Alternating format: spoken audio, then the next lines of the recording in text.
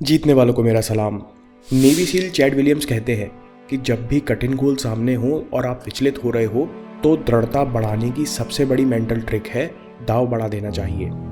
मतलब ये सोचना चाहिए कि अगर मैं आज नहीं कर पाया तो मेरा कितना नुकसान हो जाएगा और फिर उस नुकसान को कई गुना बढ़ा देना चाहिए। फॉर एग्जाम्पल, आप डिसाइड करते हो कि आज तो 15 किलोमीटर भागना है और फिर 5 किलोमीटर बाद लगता है कि चलो छोड़ो बाद में करेंगे, अपन कोई एथलीट थोड़े ना है। उस समय सोचना चाहिए कि अगर आज मैं ना भाग पाया तो पता नहीं दोबारा कब कोशिश करूंगा। मेरे सेल्फ कॉन्फिडेंस की तो धज्जियां उड़ जाएंगी। इसलिए 15 किलोमीटर तो मुझे आज भागना ही है। अगर आपको जल्दी डर नहीं लगता तो जितना बड़ा दाव लगा होगा उतना ज़्यादा आप जोर लगाओगे और ऐसे ही जोर लगाते लगाते आपके काम होते जाएंगे। इस बात को समझना ज़रूरी है कि कोई भी मिशन या गोल में कई सारे छोटे छोटे ऑब्जेक्टिव छुपे होते हैं। जब तक एक के बाद एक सारे कंप्लीट नहीं होते तब तक मिशन पूरा नहीं होता। इंग्लिश में कहते हैं what you do when shit hits the fan. न जाने सोचने वाले ने भी ऐसा क्यों सोचा होगा। खैर, हम सोचें कि हमारे साथ ऐसा हो कि एक झटके में सब बिखर जाए और कुछ भी आपके कंट्रोल में न लगता हो, तब आप क्या करेंगे? आप केवल स्टेप 1 पर ध्यान देंगे और उसे पूरा करेंगे, चाहे कुछ भी हो जाए।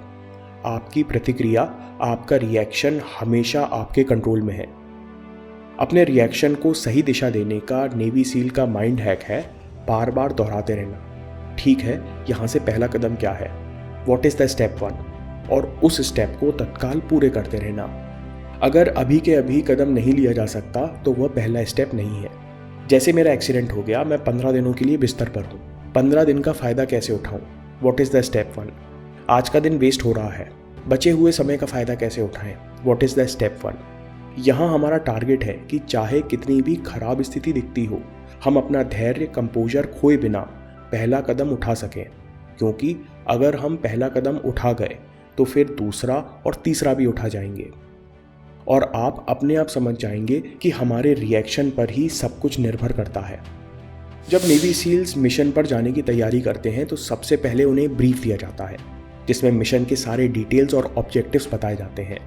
जैसे उन्हें एक जहाज से बंदी छुड़ाना है तो मिशन के ब्रीफ में जहाज का पूरा लेआउट, एंट्री और एग्जिट पॉइंट्स वगैरह, जहाज पर कितने दुश्मन होंगे, कौन से हथियार लिए होंगे, जहाज पर छुपकर कैसे निकलना है, टारगेट कहाँ छुपा हो सकता है, इत्यादि जानकारी ब्रीफ में शामिल होती है। चैड अपने एक्सपीरियंस से कहते हैं, ऐसा कोई मिशन नहीं हुआ जहां सब कुछ प्लान के मुताबिक होता हो। कभी लेआउट और फ्लोर प्लान बदल जाता है, कभी एक एक्स्ट्रा कमरा मिलता है जो प्लान में था ही नहीं, कभी दुश्मन के पास उम्मीद से ज़्यादा हथियार होते हैं, कभी कम्युनिकेशन काम नहीं करता। दोस्तों, क्या आपके साथ भी ऐसा नहीं होता कि हमने कुछ सोचा था और जब करने चले तो ज़मीनी सच्चाई कुछ और थी? सोचा था दबा के प्रैक्टिस करेंगे, सिलेक्शन तो हमारा ही होगा, पता चला बीमार हो गए और चोट लग गई, या बाद में पता चला यहाँ तो पॉलिटिक्स चलती है। जब हमारे सामने अनपेक्षित परिस्थितियाँ आती हैं तब सबसे पहले हमारा रिएक्शन क्या होता है? मेरी गलती नहीं है, मुझे नहीं पता था कि ऐसा हो जाएगा, ये लोग अपना काम ठीक से नहीं करते, मैं क्या करूँ? मिशन के बीच में अगर नेवी सील ऐसे रिएक्ट करने लगे तो वे जिंदा नहीं बचेंगे। इसलिए उन्हें ट्रेनिंग में 3 स्टेप सिखाए जाते हैं, एक्नॉलेज, अडेप्ट और एक्ट। सबसे पहले मान लो कि सामने दीवार है, एक चैलेंज है। फिर देखो इस चैलेंज से तुम्हारे मन या इमोशंस पर कोई असर नहीं पड़ रहा है, क्योंकि तुमने चैलेंज स्वीकार कर लिया है कि हाँ भाई, परेशानी तो है और इसे हमें ही सुलझाना है। सॉल्यूशन निकालो और इम्प्लीमेंट कर डालो। ये 3 स्टेप्स मिशन में याद रहें, इसलिए नेवी सील को मंत्र की तरह बार बार बोलने को कहा जाता है, एक्नॉलेज, अडेप्ट, एक्ट। इसी बात से अगले पॉइंट पर आते हैं। अपनी किताब unleash the warrior with in में नेवी सील रिचर्ड मैकोविच कहते हैं, जब मैं ट्रेनिंग में था तब मेरे दोस्त का पत्र आया। दोस्त नेवी सील था। पत्र में उसने एक फोटोग्राफ भेजा जिसमें वह प्लेन से कूदने की तैयारी कर रहा था। फोटोग्राफ के पीछे वो लिखता है, इंसान केवल 2 तरीके से हार सकता है, एक जब वो खुद हार मान ले या वो मर जाए। रिचर्ड ने उसको मंत्र बना लिया, मरा नहीं, हार मारूंगा नहीं। पूरी ट्रेनिंग अपने आप से यही बोलता रहा। दोस्तों, हमारा दिमाग तो लगातार बातें करता है। जब ये हमारे काम की बात करता है तो मेंटल टफनेस आसान हो जाता है। इसलिए मंत्र बनाकर दोहराते रहना प्रभावशाली माइंड ट्रिक है। कितने ही स्पोर्ट्स पर्सन गेम के बीच में मंत्र दोहराते सुने जाते हैं। हम अपने ज़रूरत के हिसाब से मंत्र बना सकते हैं और जब भी हमारा दिमाग उल्टी बात करे तो हम दोहरा सकते हैं।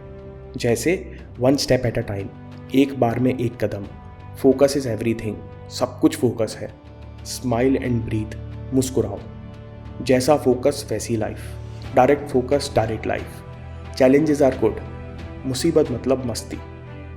दोस्तों, आपका मंत्र क्या होगा जो मेंटल टफनेस बढ़ाने के लिए आप दोहरा सकते हैं? कमेंट्स में ज़रूर बताइएगा। अगर आपको ये वीडियो पसंद आया तो मेंटल टफनेस के ऊपर अगला वीडियो ज़रूर देखिए और हाँ, चैनल ज़रूर सब्सक्राइब कीजिए। मैं काम के किस्से लाता रहूँगा। हिम्मत, हरकत, होशियारी, हम जीतेंगे।